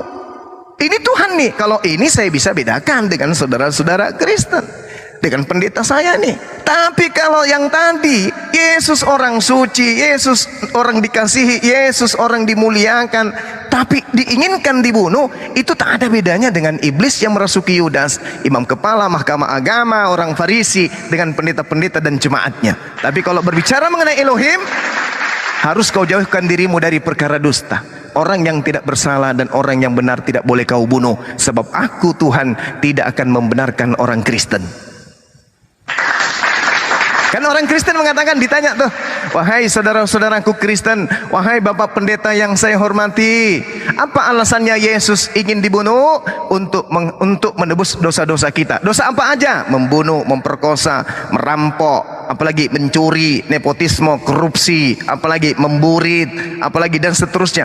Itu alasannya Yesus dibunuh. Supaya apa? Untuk menghapus dosa-dosa kita itu semua. Tapi Tuhan mengatakan, sebab aku tidak akan membenarkan orang-orang yang berdosa. Saya bingung Pak Pendeta. Saya tidak bisa membedakan antara Bapak, mohon maaf, dengan iblis yang merasuki Yudas. Kok sama-sama ingin Yesus mati? Sementara Tuhan Elohim tidak menginginkan Yesus mati. Heran saya. Mungkin ada narasi yang bisa dibangun, yang berdata, yang bisa membuat otak saya ini agak sedikit segar dengan jawaban saudara Bapak Pendeta. Silakan. Ya, terima kasih. Pertama saya bantah dulu bahwa Yudas yang menggantikan. Ya. Nggak perlu, itu nggak perlu. Kita sudah clear yang disalib Yesus. Kau harus jelasin Wahyu 1 ayat 8 itu Yesus sudah roh. Dia beda dengan Yesus di bumi. Waktu di bumi dia bilang aku hanya dengan Allah. Yang sudah roh itu Yesus sudah Allah itu. Kau jelasin, bedain Wahyu 1 ayat 8 huruf merah perkataan Yesus tidak mewakili siapa-siapa. Kalau waktu di bumi betul, karena dia masih fisik. Ya, jelaskan bahwa Wahyu 1 ayat 8 itu Yesus sudah roh. Ketika dia berkata, I am Alpha Omega, ya dia Gusti Allah itu, dia Tuhan Allah itu, dia Maha Kuasa itu. Kau jelasin bedanya waktu di bumi dengan sudah di Wahyu 1 ayat 8. Itu beda itu, ya. Fokus itu aja, soal yang disalib Yudas sudah lupakan aja. Ya. Ayat itu nggak bisa dibantah kok. Ayat itu nggak bisa dibantah. Biarin mereka muter-muter, biarin. Ayat itu nggak bisa dibantah. Yang disalib Yesus, yang diturunkan mayat Yesus. Yang penting kau sekarang jelasin Wahyu 1 ayat 8 itu beda dengan huruf-huruf merah di Matius, Markus, Lukas, Yohanes. Ya, oke, silakan. Iya. Ya. Silakan Pak. Waktu tadi Pak Ustadz juga berkata bahwa Wahyu 1 ayat 8 perkataan mewakili ya. Tapi di sini menyatakan Wahyu 1 ayat 8 dijelaskan di ayat 17 dan 18, kita baca dulu ya supaya jelas. Silakan. Ketika aku melihat dia, ini Yohanes ya, tersungkurlah aku di depan kakinya sama seperti orang yang mati. Tetapi ia meletakkan tangan kanannya di atasku lalu berkata, jangan takut. Aku adalah yang awal dan yang akhir. Ini Yesus sendiri yang berkata kepada Yohanes. Dan yang hidup. Aku telah mati, lihatlah aku hidup sampai selama-lamanya. Dan aku memegang segala kunci maut dan kerajaan maut. Dia sudah menjadi Allah, maka Yesus berkata, akulah Alfa dan Omega, yang awal dan yang akhir ini, yang maha kuasa. Jadi jelas, kalau yang maha kuasa itu bukan manusia lagi. Nggak ada manusia yang maha kuasa. Jadi dia adalah Allah yang harus dipuji selama-lamanya. Sebab sesuai dengan Yudas 1, dia adalah Allah yang esa, Allah yang benar, Allah yang maha kuasa. Saya bacakan di Yudas 1 ayat 25. Allah yang esa, juru selamat kita, oleh Yesus Kristus, Tuhan kita. Bagi dialah kemuliaan, kebesaran, kekuatan, dan kuasa sebelum segala abad sekarang sampai selama-lamanya. Jadi sejak awal sampai akhir dan selama-lamanya ini adalah Yesus sendiri. Jelas, sangat jelas bahwa dijelaskan juga di Yohanes 1 Yohanes 5 ayat 20. Akan tetapi kita tahu bahwa anak Allah telah datang dan telah mengaruniakan pengertian kepada kita supaya kita mengenal yang benar. Dan kita ada di dalam yang benar. Di dalam anaknya Yesus Kristus. Dia adalah Allah yang benar dan hidup yang kekal. Jadi Allah yang benar itu adalah Yesus Kristus. Sesuai tadi, dari sejak sebelum segala abad, sekarang bahkan sampai selama-lamanya. Makanya disebut aku. Yesus sendiri mengatakan aku Alfa dan Omega. Tuhan Allah yang Maha Kuasa. Jadi sudah jelas di sini bagi orang Kristen kalau mau mencatat ayat-ayatnya sangat clear bahwa Tuhan Allah, Allah yang benar, Allah yang esa, juru selamat, dari dulu, sekarang, bahkan sampai selama-lamanya, bukan dulunya dulu, hanya dulu aja. Sejak sebelum segala abad, artinya sejak sebelum ada manusia. Dia sudah Allah. Bahkan sampai selama-lamanya. Itulah Tuhan Yesus Kristus Allah yang harus dipuji selama-lamanya. Terima kasih, silakan. Baik. Saya ngambil dari Wahyu 1 ya Pak ya. Wahyu 1 nomor 8 di situ dikatakan Alfa dan Omega. Ketika kita berbicara Alfa dan Omega, Alfa ini artinya abjad Yunani, alfabet Yunani, A. Dan itu bukan artinya awal. Awal dalam bahasa Yunani itu arke. Jadi alfa, awal dan akhir itu bahasa Yunaninya arke kaitelos. Tapi di situ tidak ada arke kaitelos, itu tak ada. Di situ hanya ada aku adalah A dan aku adalah O. Berbicara mengenai firman Tuhan Allah yang tertulis dalam Wahyu 1 nomor 8. Ini firman di sini menggunakan kata lego, Pak. Lego itu ucapan, perkataan. Lego itu ucapan. Sedangkan berbicara mengenai firman sendiri itu di dalam Wahyu Yohanes 1 nomor 1 itu firman disebut apa di sana? Logos. Coba Bapak naikkan lagi level taraf pemahamannya antara lego dan logos, sama enggak? Kalau lego berarti berbicara mengenai perkataan, ucapan Tuhan dan merujuk kepada sang pemilik ucapan. Jadi yang dimaksud firman Tuhan Allah adalah Allah itu sendiri, bukan ke Yesus. Allah sendiri yang adalah pemilik lego yang ada dan yang sudah ada, yang akan datang, yang maha kuasa. Jadi bukan merujuk kepada Yesus, karena ini berbicara lego. Lego siapa? Lego siapa? Lego Korius Theos. Itu jelas Pak. Berbeda dengan hologos. Kemudian hologos itu berubah menjadi theos, itu beda. Logos dalam perspektif kalam itu berbeda dengan logos dalam perspektif kalam itu berbeda dengan lego dalam perspektif apa yang muncul kepada theos, yang pada kurios. Lego itu adalah ucapan perkataan sang pemilik. Sedangkan kalau logos itu bisa kalam, berupa sifat yang melekat pada diri sang pemilik tadi. Nah, mari kita buktikan. Kalau saudara pendeta yang saya hormati mendudukkan ucapan Yesus yang ada di Wahyu 1 nomor 8 ini sebagai dasar pijakan bahwa Yesus itu adalah Tuhan, sekali lagi saya katakan, dikatakan di dalam Wahyu 1 yang tadi nomor 18-nya, akulah yang akhir, jangan kamu takut, akulah yang awal dan akulah yang akhir dan yang hidup dan yang telah mati. Sedangkan kalau berbicara mengenai pencipta langit dan bumi, itu tidak pernah mati dan tidak pernah tersentuh oleh kematian.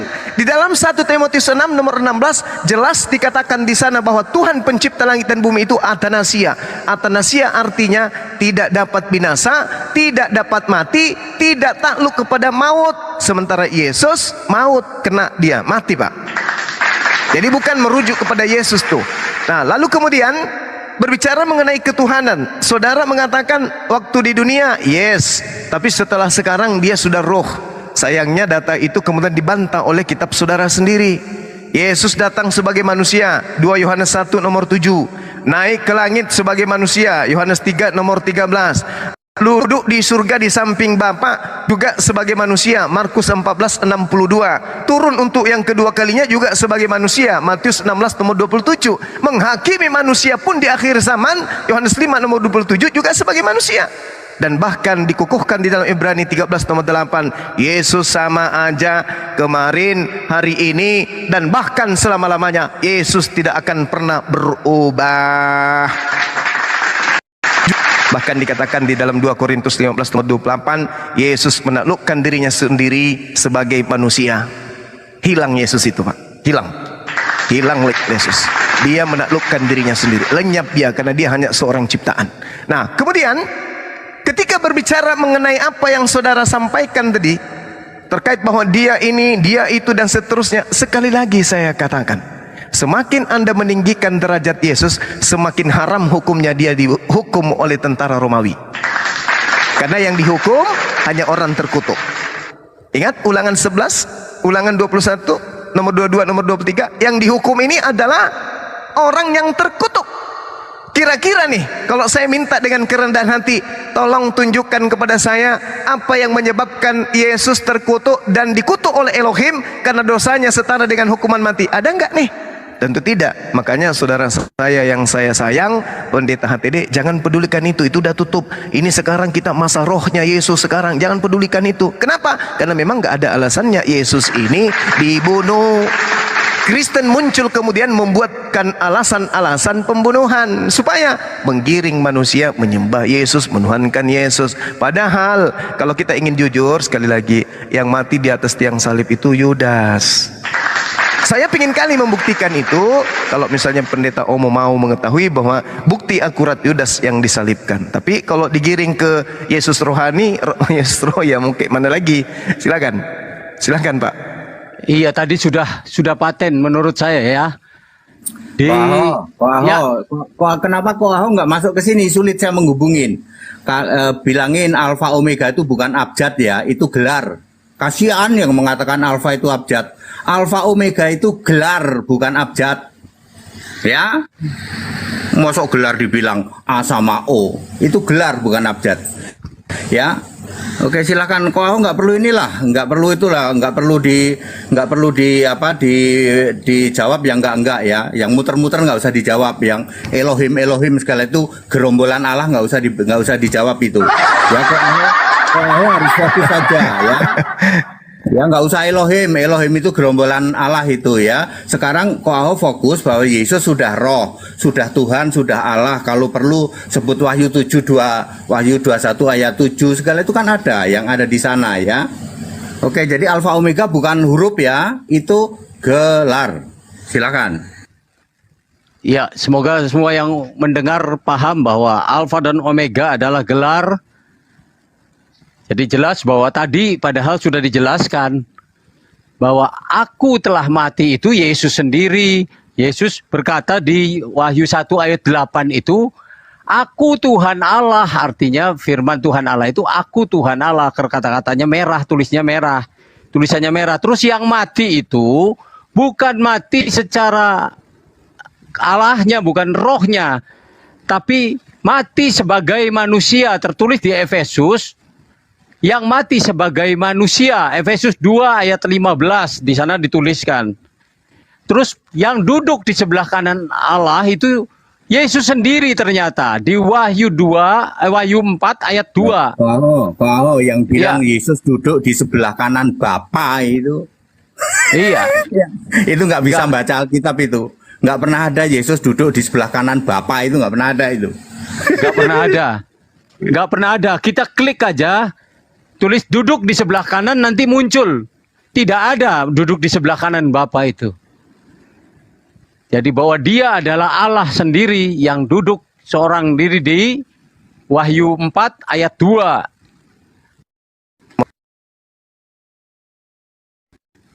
Di sana juga Yesus itu tidak berlaku dalam kerajaan Allah.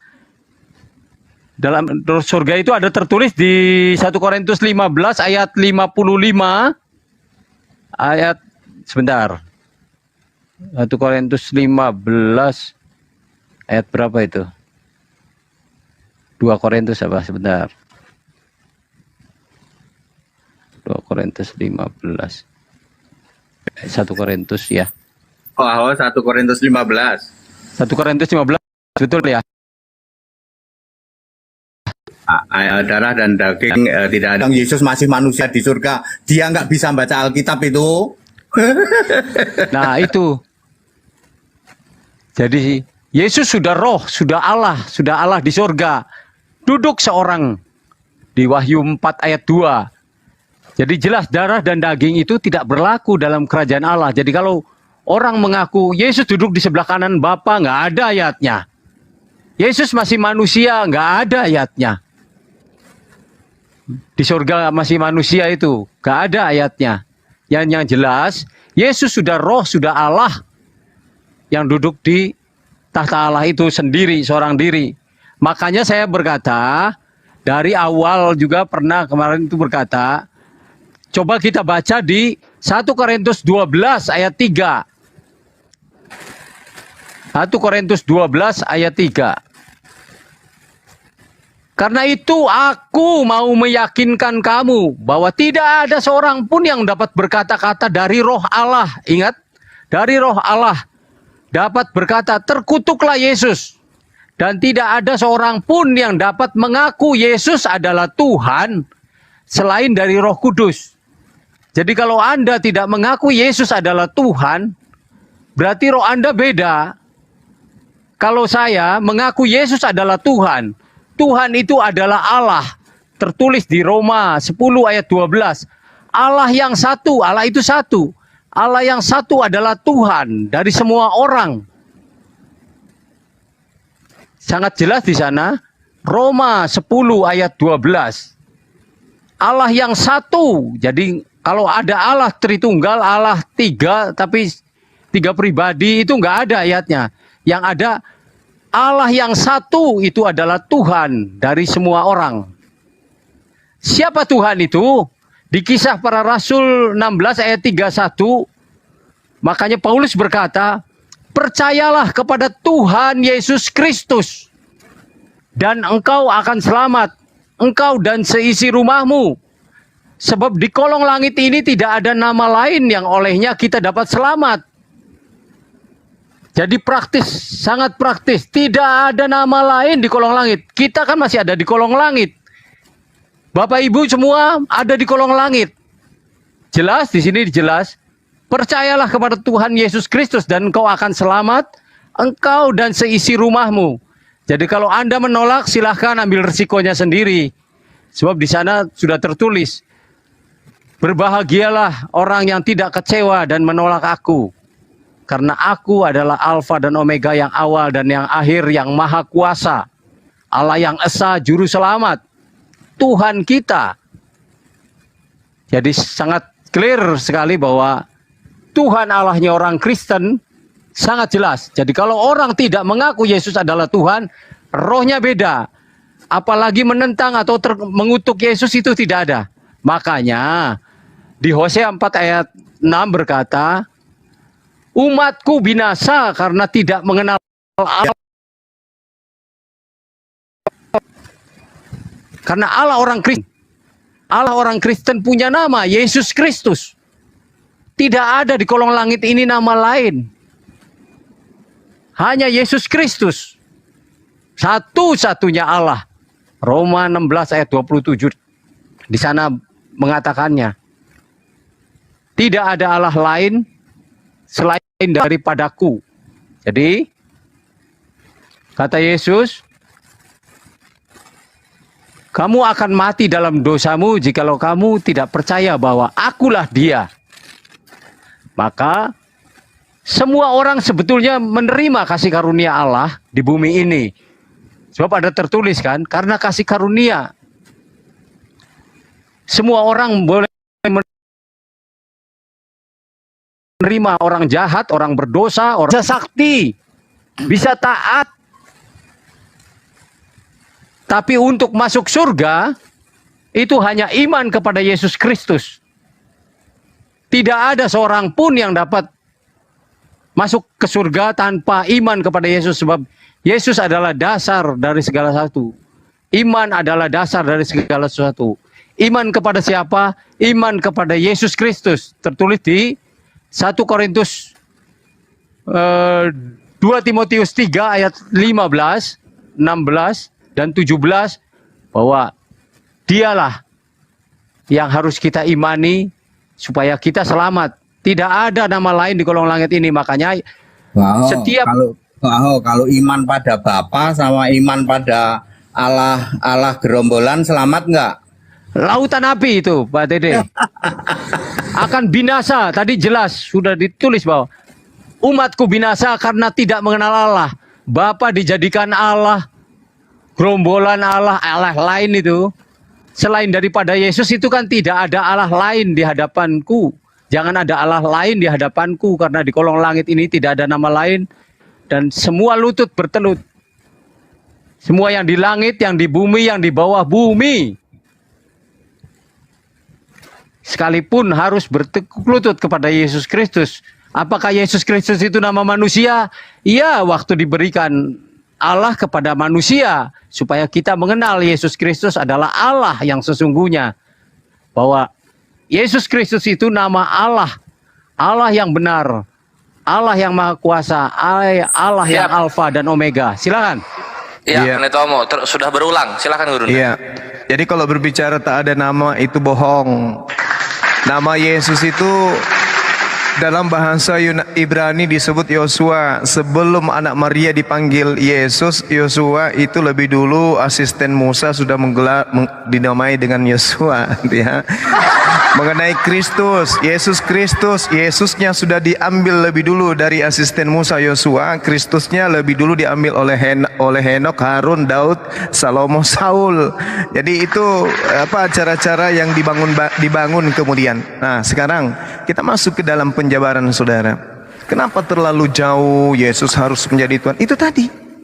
Karena saya tidak bisa membedakan antara Bapak dengan yang merasuki Yudas, orang Farisi, maka saya nggak bisa membedakan. Nah, tapi saudara tidak mau ke sana. Baik. Yang dikatakan kemudian di dalam Wahyu 1 nomor 8 yang tadi, itu kan ada pernyataannya di sana. Apa yang dikatakan Wahyu 1-nya?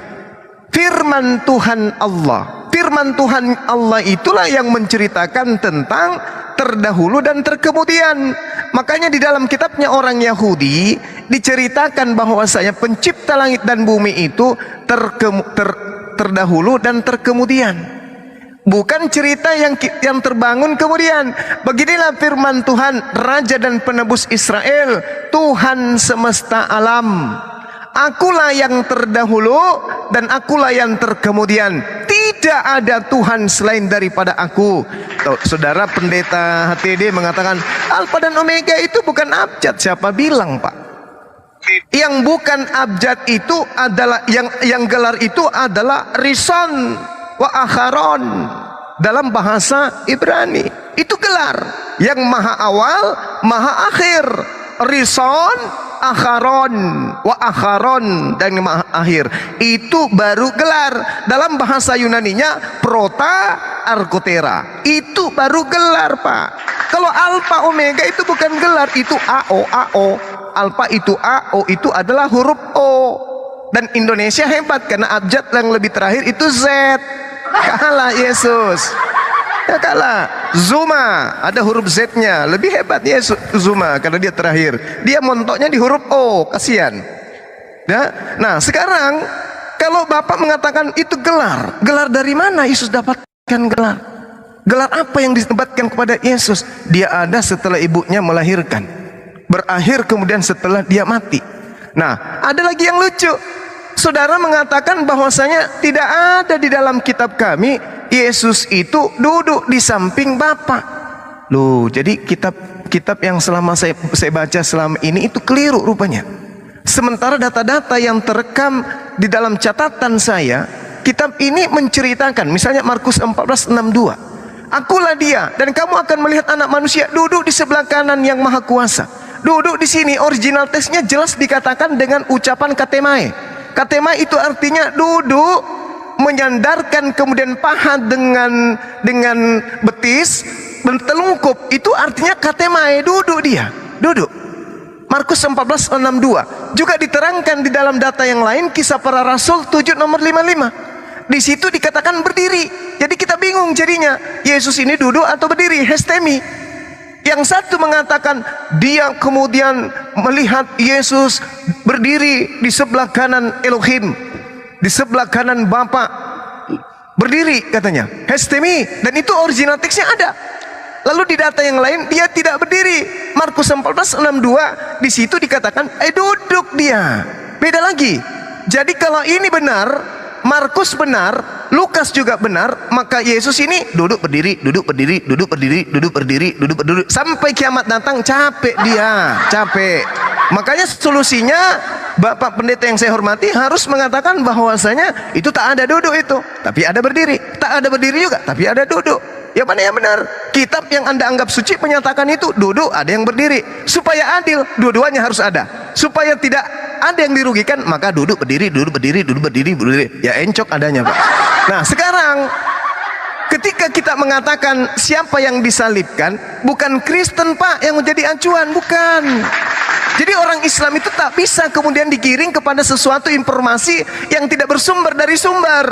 Kalau berbicara mengenai penyaliban, maka sumbernya Yahudi, sumbernya Bani Israel, sumbernya Perjanjian Lama. Karena Yesus tidak hidup pada masa buku-buku Perjanjian Baru. Buku Perjanjian Baru itu muncul belakangan. Yesus hidup masuk ke sinagoge mengajarkan kitab Perjanjian Lama. Maka yang harus terukur sesuai dengan senteran yang Paulus ada tertulisnya di Perjanjian Lama, Pak. Terakhir nih, ini menjadi pertanyaan sekaligus kepada kedua pendeta saya hormati. Pengakuan 26. Nah, hati-hati, atur nafas, jawab dengan akurat. Di dalam Matius 26 nomor 26 ini Yesus sendiri nih yang berkata, menurut catatan kitab saudara saya. Baca pelan-pelan, kita baca pelan-pelan. Anak manusia, kata Yesus, memang akan pergi sesuai dengan yang ada tertulis. Berarti pada saat Yesus mengucapkan ini, belum ada kitab Matius, belum ada kitab Yohanes, belum ada kitab Wahyu, apalagi Markus, Yohanes, Filipi, apalagi Efesus, belum ada. Sementara Yesus dengan berani lantang mengatakan, anak manusia memang akan pergi, aku anak manusia memang akan pergi sesuai dengan apa yang ada tertulis tentang aku. Berarti sudah tertulis, bukan baru akan tertulis. Kenapa? Karena di situ dikatakan grapo. Grapo itu adalah kedudukan sesuatu yang sudah tertera di atas kertas berupa warna, berupa tinta. Nah, kalau sudah ada tertulis, sementara Yesus mengatakan itu, kemana kita harus melihat? Bukan ke Al-Quran. Al-Quran belum, dia hampir 700 tahun baru ada. Bagaimana dengan kitab-kitabnya orang Kristen? Belum juga, karena belum tertulis pada saat itu. Maka kita harus merujuk kepada apa yang sudah tertulis. Apa yang tertulis? Kita baca Amsal 21 nomor 18. Di situ dikatakan apa yang sudah tertulis? 21-nya di kitab Amsal yang sudah tertulis, orang fasik dipakai tebusan bagi orang benar dan pengkhianat sebagai ganti orang yang jujur. Satu. Yang sudah tertulis yang lain dikatakan juga di dalam Amsal 11 nomor 8. Kita lihat Amsal 11 nomor 8. Jangan alergi, Pak, karena ini kitabnya orang Kristen juga, katanya sih gitu. Orang benar diselamatkan dari kesukaran, lalu orang fasik menggantikannya. Siapa yang fasik? Yang makan suap. Mana dalilnya yang makan suap itu adalah orang fasik? Amsal 17 nomor 23. Apa yang diceritakan di sana? Jelas sekali orang fasik adalah yang menerima suap dan dari pundi-pundi untuk membelokkan jalan hukum. Jalan hukumnya dibelok-belokkan tuh. Sehingga orang Parsi ini tadi yang makan suap membelok-belokkan hukum-hukum sehingga muncullah kekristenan. Mohon maaf. Ini data, Pak. Karena Yesus sendiri mengatakan, aku Yesus akan pergi sesuai dengan apa yang sudah tertulis. Berarti yang sudah tertulis yang harus kita cari. Jangan yang baru akan tertulis. Maka muncul Amsal 11:8. Orang benar diselamatkan dari kesukaran. Yesus benar atau salah? Yesus benar. Yang salah siapa? Yudas. Kenapa? Karena dia orang Parsi. Apa buktinya? Dia makan suap. Mana dalilnya? Amsal 17 nomor 23. Maka yang disalibkan menurut Paulus, orang yang terkutuk di atas tiang salib. Siapa yang terkutuk? Orang yang dihukum sesuai dengan hukuman mati yang diterangkan dalam Ulangan 21 nomor 22-23. Orang yang terkutuk oleh Tuhan. Siapa yang terkutuk oleh Tuhan? Mereka yang makan suap. Mana dalilnya? Terakhir, Pak. Ulangan 27 nomor 25. Di situ diterangkan Yudaslah yang terkutuk. Terkutuklah orang yang menerima suap untuk membunuh manusia yang tidak bersalah, dan seluruh bangsa Israel harus berkata amin. Silakan Anda bantah. Ini data, Pak. Silakan. Ko Aho, Bang Juma, saya rasa memang ini sudah terakhir ya, udah jam 22. Baik. Jadi saya yang akan jawab ya. Ko Aho, sorry saya yang jawab ya. Ya, Soal silakan Master. sebelah kanan dan berdiri, duduk dan berdiri, mohon maaf itu kiasan. Ya.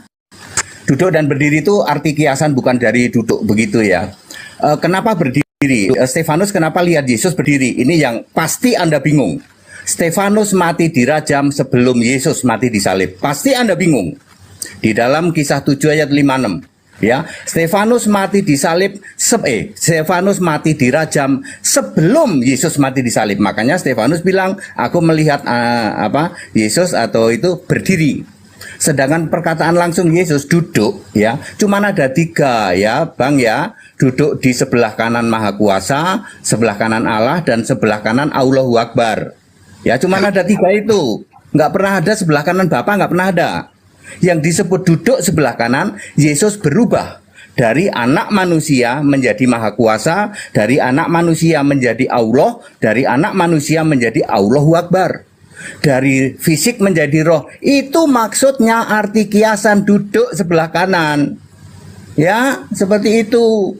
Ya, makanya semua gereja yang penyembah gerombolan para Allah mengartikan itu fisik. Salah, itu kiasan duduk sebelah kanan, berdiri. Bukan Yesus berdiri duduk, ya. Itu mah pemahamannya dari gerombolan para Allah itu, penyembah Bapa itu, ya. Dan tidak pernah ada duduk sebelah kanan Bapa. Oke, Bapak Ibu Saudara, saya nggak perlu menjelaskan terlalu inilah, saya sudah ngerti ya. Memang memahami Alkitab itu saya sudah tahu sih ya. Yang seperti ini pasti bapak-bapak tidak memahami. Pasti tidak memahami seperti ini ya. Mosok Yesus terkutuk deh gara-gara membaca Galatia 13. Mosok Yesus terkutuk, mbok dibaca yang benar. Gantinya kita. Yang terkutuk itu kita. Lalu Yesus itu menggantikan kita. Yang terkutuk itu kita, bukan Yesus. Baca ayat begitu kok sampai nggak paham loh. Kalau nggak paham pakai bahasa Inggris. Ya, pakai bahasa Inggris kalau nggak paham. Ya, Wahyu 1 ayat 8 itu bahasa Inggrisnya said Lord God. Bukannya Allah berfirman, bukan. Said Lord God, kata Tuhan Allah ya, kata Yesus itu. Makanya dibandingkan ya, jangan bandingkan pakai Alkitabnya Bapak Gereja. Yang Bang Suma sebut itu semua Alkitab Bapak Gereja itu. Ya, kami nggak mengakui itu ya. Sorry ya, itu Alkitab Bapak Gereja yang sering digotong-gotong 2 koper itu ya. Ya, kita itu pakai Alkitab Kristen sekarang ini, yang ada huruf merah, ada huruf hitam, ada huruf besar. Nggak ada itu logos. Yohanes 1 ayat 1 itu bukan logos. Ya, itu leksi, itu arkontas. Makanya yang mengatakan logos 2000 tahun nggak clear. Yohanes 1 ayat 1 2000 tahun nggak akan clear. Yang memahami logos lah itu kan Alkitabnya Bapak Gereja, berasal dari kodek, kode togel, suara tokek, tak kasih tahu. Itu bukan Alkitab, bukan firman Allah, itu karangannya Bapak Gereja. Ya, kalau firman Allah itu bacalah yang sekarang ada KJV, ada BBE. Ya, itu dulu lah ya. Terima kasih ya. terima kasih semua Ko Aho, terima kasih ya Ko Aho ya. Saya rasa sudah malam juga sih, dan Bang Yuma, Iya Pak, iya Pak. terima Silakan, kasih Pak. juga Sama-sama. si ya, Handi Celebes, juga si Valen. Terima kasih ya. Mohon maaf ya, kita nggak apa-apa, tidak ketemu satu titik ya, memang tidak bisa ketemu. Tapi kami bersyukur ya, seperti inilah kami ya, seperti ini ya. Jadi Iya. terima kasih Tapi semua. acara belum beres Pak Pendeta, masih 15 menitan lagi. Sabar dulu ya. Kasihan juga. Enggak, tenang, enggak pakai urat. Jadi sesi ini sekarang kita memberikan waktu untuk netizen yang budiman yang sudah menyaksikan kita untuk bertanya satu pertanyaan masing-masing kepada kedua belah pihak gitu. Nah, sebelum ke sana sebelum ke sana tadi kan udah closing dari Pak Pendeta. Silahkan Gurunda closing ya mengenai topik. Baik. Ya, saya hanya ingin mengatakan bahwa kita menghargai itu iman saudara kita Kristen. Ya. Kemudian kita tetap teguh sebagai Muslim juga, kemudian menyatakan bahwa Nabi kita yang datang kepada Bani Israel tetaplah Nabi, tidak berubah menjadi Tuhan dan seterusnya. Dan memang Nabi kita ditolak pada zamannya. Kemudian tugas kita hanya menyampaikan dan memperingatkan. Bagi orang-orang yang mau mendengarkan peringatan silakan, yang tidak mau mendengarkan juga silahkan, tetap teguh terhadap pendirian iman. Kita beriman terhadap agama kita masing-masing.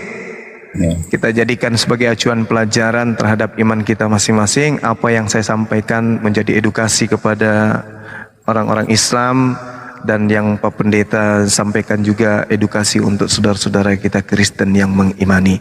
Dan kepada saudara Kristen yang disampaikan oleh Pak Pendeta tadi bahwa itu adalah kitab buatan, tolong jangan menjadi sakit hati, karena memang kenyataannya seperti itu sih, kan gitu ya.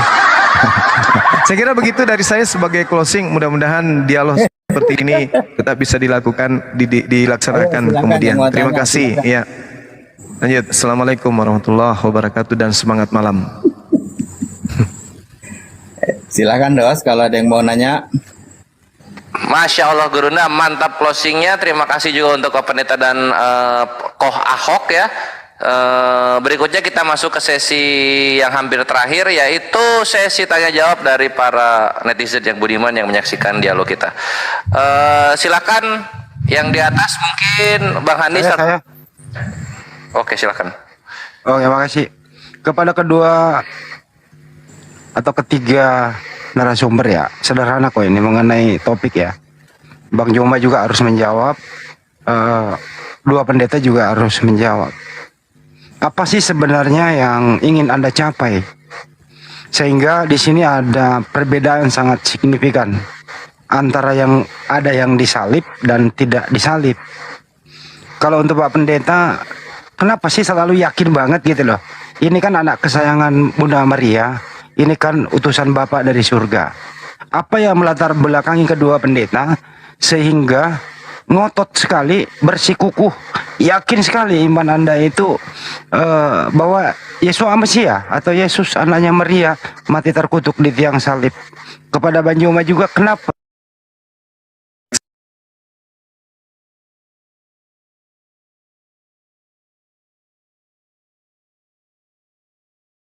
pertanyaannya? Siapa dulu yang menjawab? Monggo. Oke, saya dulu aja ya.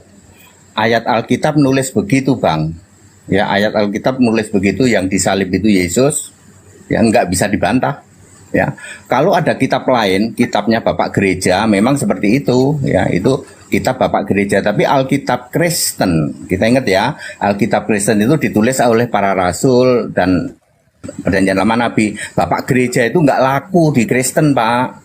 Itu lakunya di penyembah gerombolan Allah. Kalau di penyembah gerombolan Allah mungkin bisa ragu-ragu ya. Itu sebenarnya yang ngomong itu bukan Yesus, yang disalib bukan Yesus. Tapi Alkitab Kristen sudah nulis, mayatnya diturunkan. Mayat Yesus diturunkan. Ya nggak bisa dibantah kalau sudah begitu. Tetapi daripada gerombolan para Allah yang mempercayai dengan kitabnya Bapak Gereja, mereka punya kodek-kodek, kode togel suara tokek. Seperti itu kalau kami pakai Alkitab Kristen aja. Ya, Tep ya. Kami jawab pakai Alkitab Kristen. Alkitab Kristen nulis Yesus mati disalib, mayatnya diturunkan, dikafani, dikasih rempah-rempah. Clear. Ada ayatnya ya. Oke. Bang Yoma silakan. Ya, baik. Jadi ya itu Yesus Kristus di dalam iman saudara kita pendeta. Sedangkan kita berbicara Nabi Isa. Nabi Isa kemudian diterangkan oleh Allah, Isqalallahu ya Isa inni mutawaffik wa rafi'uka ilayya wa mutahhiruka minal ladina kafaru wa ja'ilul ladina tabauka fawqal ladina kafaru ila yaumil qiyamah. Summa ilayya marji'ukum fa'ahkumu bainakum fiha bima kuntum fihi takhtalifun. Jadi diterangkan kemudian bahwasanya Allah berfirman, wahai Isa, aku mengambilmu dan mengangkatmu kepadaku serta mensucikanmu dari orang-orang kafir dan menjadikan orang-orang yang mengikutimu di atas orang-orang yang kafir sampai hari kiamat. Kemudian kepadaku engkau kembali, lalu aku beri keputusan tentang apa yang mereka kamu perselisihkan. Jadi memang ada perselisihan yang diterangkan kemudian Al-Quran. Lalu Al-Quran mengatakan fa'ammal ladina kafaru fa'u'azzibuhum azab syadidan fid dunya wal akhirah wa ma lahum min nasirin. Nah, ini yang ngeri-ngeri sedap itu di sini.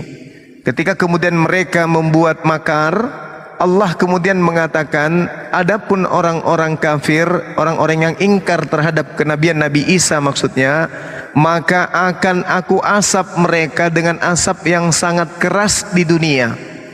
Inilah yang saya tadi bacakan di Yeremia 23, akan adanya aib dan noda yang akan menjadi noda kekal yang akan selalu dipertontonkan terhadap kejadian salib yang terjadi kepada Nabi Isa. Allah mengatakan fa'u'azzibuhum azaban syadidan fid dunya. Jadi mereka-mereka ini yang kafir terhadap Nabi Isa diberi asap yang sangat keras di dunia. Asapnya di dunia, mereka kemudian tidak mampu membedakan antara hak dan yang batil. Dan kemudian Allah mengatakan wal akhirah, dan di akhirat sedang mereka tidak memperoleh penolong. Mereka di dalam neraka ulaikahum dikatakan innal ladzina kafaru min ahlil kitabi wal musyrikin fi nari jahannam khalidina fiha abada. Mereka kekal di dalam. Jadi di dunia mereka tidak bisa menemukan kebenaran, di akhirat mereka kekal di dalam neraka. Saya kira begitu. Ini perspektif Nabi Isa. Ya, kalau saudara pendeta kita kan membahas Yesus, ributnya nanti sama sesama Kristen kalau itu.